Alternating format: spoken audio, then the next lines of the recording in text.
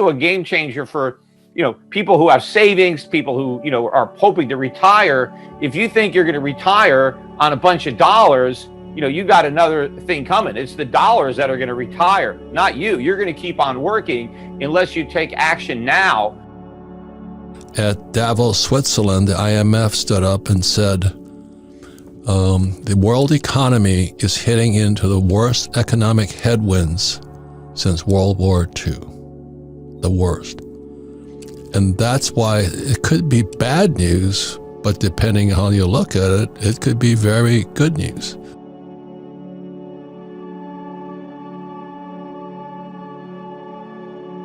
So, if you're living in New Zealand, for example, the New Zealand dollar isn't the reserve currency. So if you want to import something, you've got to export something. And so people in New Zealand have to earn dollars. We don't have to earn dollars. We just print them. Well, now the people in New Zealand will start earning gold instead of dollars. But the change for America is huge because we used to be able to print dollars. We can't print gold. We have to earn gold just like everybody else. And that's a game changer for Americans. But it's also a game changer for people who have savings, people who, are hoping to retire. If you think you're going to retire on a bunch of dollars, you got another thing coming. It's the dollars that are going to retire, not you. You're going to keep on working unless you take action now to divest yourself of US dollars and dollar-denominated assets and buy some real things, foreign stocks, property, gold and silver. You got to get out of paper and into actual things that have real value and that can generate real income. So let me get under Peter's skin right now, because this is where they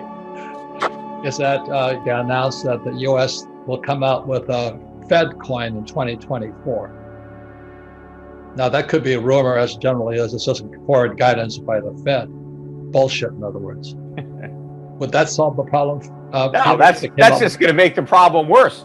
That's just going to make it easier for the Federal Reserve to create inflation, because instead of creating paper currency, they just create digital currency. And you have all these lunatics in Washington. They want to use a Fed coin as a way for the Federal Reserve to put money right into the pockets of American citizens. See, they're tired of quantitative easing for Wall Street, where the Federal Reserve prints money so that Wall Street bankers can get rich. They want the Fed to print money so that everybody on Main Street can get rich. But the problem is nobody gets rich by printing money. You're just creating inflation. So how will a dollar crash look different than a stock market crash, Peter? Well, in the dollar crash, the stock market goes up, but it doesn't matter that it went up because the value goes down anyway. I mean, go take a look at a chart of the Zimbabwe stock market. That market never crashed. It went straight up. The problem is it didn't go up as much as the Zimbabwe dollar went down. So, you could see the stock market going up, but if everything at the supermarket is going up 2 or 3 times as fast, you're not getting richer, right? You're getting poorer, even though you have a higher net worth in dollars. Look, there are lots of billionaires in Zimbabwe. There are trillionaires in Zimbabwe. Who cares? I mean, you're a trillionaire, but you're broke, right? Because the money isn't worth anything. So if you think you're going to retire because you got $5 million, $10 million, you don't know. What if $10 million is what it costs to buy a cup of coffee? You can't retire on one coffee cup. A house loan or rental property loans, mortgages, and the dollar crashes, you're going to be paying them off with like pennies. Yes, the worst thing you can be in inflation is a creditor. So you want to be a debtor. In deflation, it's good to be a creditor because the value of the money goes up. And if the borrower defaults, you get their assets, right? So if you borrow money to buy a piece of property and everything crashes and you can't pay the loan back, the lender takes the property. He's got the collateral, so he's got something. But if the dollar crashes, the lender's got nothing. He's got worthless money, and you've got a piece of property that you basically got for nothing because you don't really have to pay back the money that you borrowed, because you borrowed money that had real value and you paid back money with next to no value. You see, for the average person, what should they be doing today? Well, I think they should be doing, what I'm doing, what you and Robert are doing, and that is, don't save dollars because you're just a sucker if you do that. So save real money.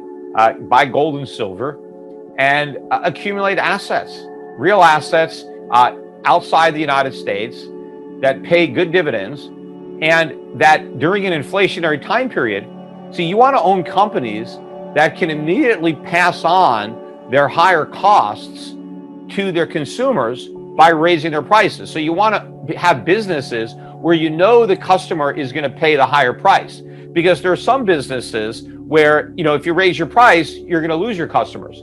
Or, there's a hierarchy of needs, and there are certain things that people need, and they're going to buy the things they need before the things they want. And if the things they need get really expensive, well, they have to give up some of the things that they want. So I want to own the companies that are selling the stuff that people need, because that's where you have the most success at raising prices and still maintaining your customers. So you need these inflation hedges. You got to get out of the dollar. You got to understand the enormity of the change that is about to take place, and the profound impact it's going to have on the standard of living in the United States.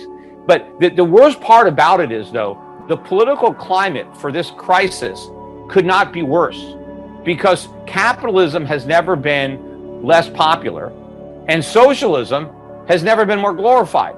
And I think a lot of people are going to look at this financial, apocalypse, really, that we're going to have, and they're just going to blame it on capitalism. They're going to blame it on the rich. They're going to blame it on the bankers. And they're going to say the solution is that we just have government do everything. Government needs to take control. Government needs to run all the businesses. Government needs to provide the jobs and all this. And so it's very, very dangerous, not only to be an investor, but to be an American. So, people should have a plan B or a plan C, just in case. But at a minimum, protect your wealth.